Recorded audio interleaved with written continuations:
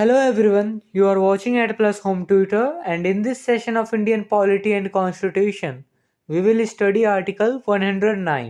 तो शुरू करते हैं बिना किसी देरी के। जैसा कि आपको भी पता है, भारतीय संविधान यानी इंडियन कॉन्स्टिट्यूशन को आर्टिकल्स में बांटा गया है और इन्हीं आर्टिकल्स को 22 पार्ट्स के अंतर्गत रखा गया है। इसी 22 पार्ट्स में से पांचवें पार्ट में द यूनियन के बारे में बताया गया है, जिसके अंतर्गत आर्टिकल 52 से लेकर आर्टिकल 151 तक के सारे आर्टिकल्स आते हैं। यहाँ हम बस आर्टिकल 109 पर चर्चा करेंगे। देखिए, आर्टिकल 109 पार्ट 5 के चैप्टर 2 के अंतर्गत आता है। यहाँ मैं पहले कंटेंट को इंग्लिश में रीड करूँगा, फिर उसकी मीनिंग आपको हिंदी में समझाऊँगा ताकि आपको कंसेप्ट ज़्यादा से ज़्यादा समझ आ सके। Article 109 talk about special procedure in respect of money bills. Article 109 के तहत मनी बिल्स के संबंध में स्पेशल प्रोसीजर यानी विशेष प्रक्रियाओं के बारे में बताया गया है। Article 109 clause first, a money bill shall not be introduced in the Council of states. एक मनी बिल को राज्यसभा में इंट्रोड्यूस नहीं किया जाएगा। देखिए, जो मनी बिल होता है वो राज्यसभा में इंट्रोड्यूस नहीं किया जाता है। बेसिकली इसे लोकसभा में इंट्रोड्यूस किया जाता है और राज्यसभा में इंट्रोड्यूस नहीं किया जाएगा, यही लिखा हुआ है इस क्लॉज में।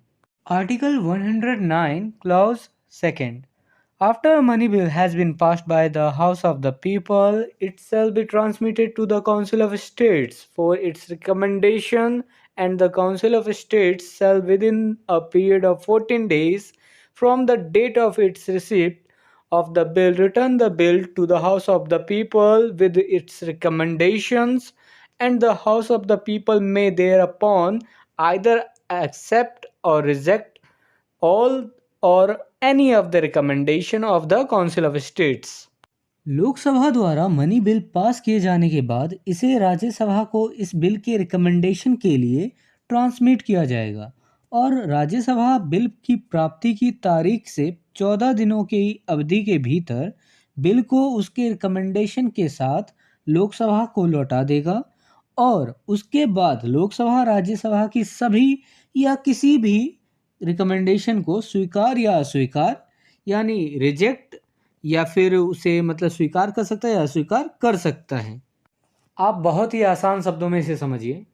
लोकसभा ने एक बिल पास किया, फिर इसे भेजा राज्यसभा को, और वो जो बिल है मनी बिल की बात कर रहा हूँ मैं यहाँ पे, तो राज्यसभा को भेजा। अब राज्यसभा क्या करेगा, अपना रिकमेंडेशन देगा इसमें क्या कुछ कमियां हैं उसे सुधारो, या फिर कुछ नहीं तो ऐसे ही भेज देगा एज इट इज़ लोकसभा के पास। एज इट इज़ भेज दिया तो ऐसे ही पास हो जाएगा, लोकसभा ने पास ही कर रखा है।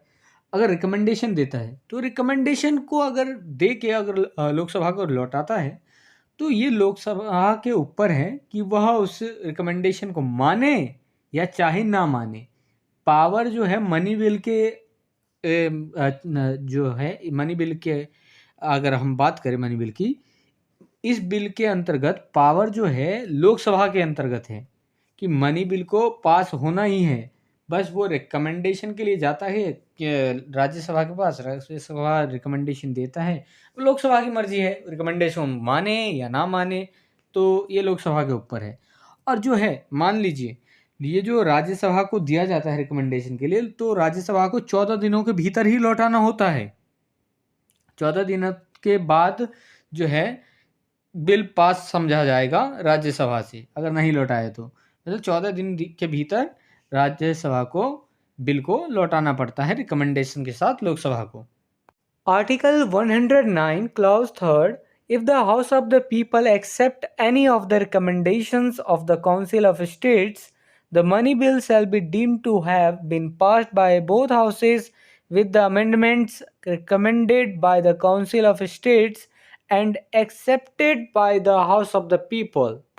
यदि लोकसभा राज्यसभा के किसी भी रिकमेंडेशन को स्वीकार करती है या एक्सेप्ट करती है यानी, तो मनी बिल को राज्यसभा द्वारा रिकमेंडेशन और लोकसभा द्वारा स्वीकार किए गए संशोधनों के साथ यानी अमेंडमेंट्स के साथ दोनों सदनों द्वारा पास माना जाएगा।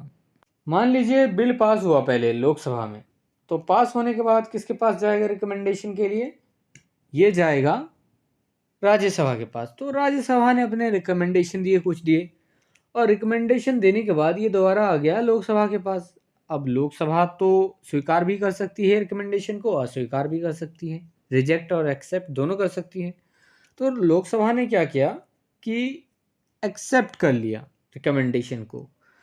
तो रिकमेंडेशन को संशोधनों के साथ, अमेंडमेंट्स के साथ अगर एक्सेप्ट कर लिया अमेंडमेंट्स के साथ, तो यह माने जाएगा कि यह जो बिल है, मनी बिल, वो दोनों सदनों द्वारा पास हो गया है, पास माना जाएगा।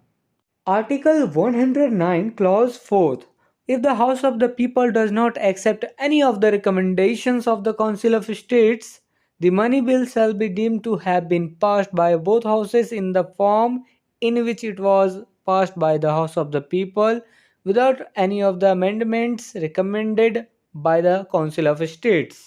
यदि लोकसभा राज्यसभा के किसी भी रिकमेंडेशन को स्वीकार नहीं करता है, एक्सेप्ट नहीं करता है, तो मनी बिल राज्यसभा के बिना दोनों सदनों द्वारा उस रूप में पास किया गया समझा जाएगा जैसा कि वह बिल लोकसभा द्वारा पास किया गया था।